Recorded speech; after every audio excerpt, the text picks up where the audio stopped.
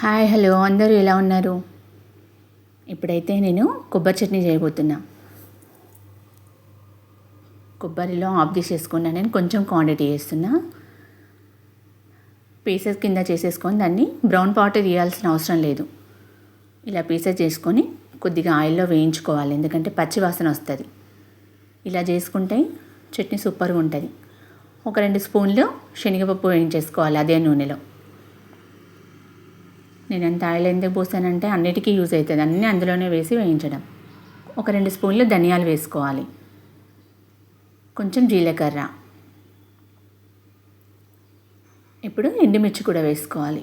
7-8 వేసాను నేను, మన ఇష్టం అది. ఇప్పుడు కొన్ని ఎల్లిపాయలు వేసుకోవాలి.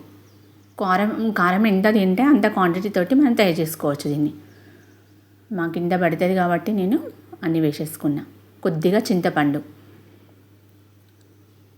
నేను క్వాంటిటీ కొంచెం చేస్తున్నా కాబట్టి కొంచెం చేసి చేస్తున్నా. ఇప్పుడు అన్నీ వేయించేసుకున్నాక కొంచెం దూరగా మళ్ళీ పచ్చి కొబ్బరి వేసి వేయించుకోవాలి. ఇప్పుడు మిక్సీ చేసేసుకోవాలి, తగినంత సాల్ట్ వేసేసుకొని ఇలా పేస్ట్ చేసేసుకోవాలి దాన్ని.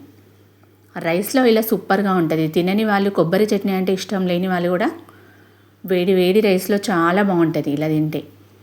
ఇప్పుడు మిక్సీ చేసుకున్న తర్వాత కొద్దిగా మళ్ళీ ప్యాన్లో ఆయిల్ వేసేసి ఆవాలు జీలకర్ర వేసేసి కొంచెం వెల్లిపాయ కచ్చపచ్చగా దంచేసుకోవాలి.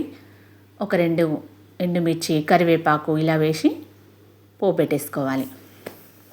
నచ్చితే ఇలా ట్రై చేయండి.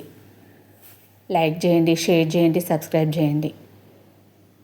ఒకసారి అయితే నచ్చితే ఇలా ట్రై చేయండి. Okay, bye.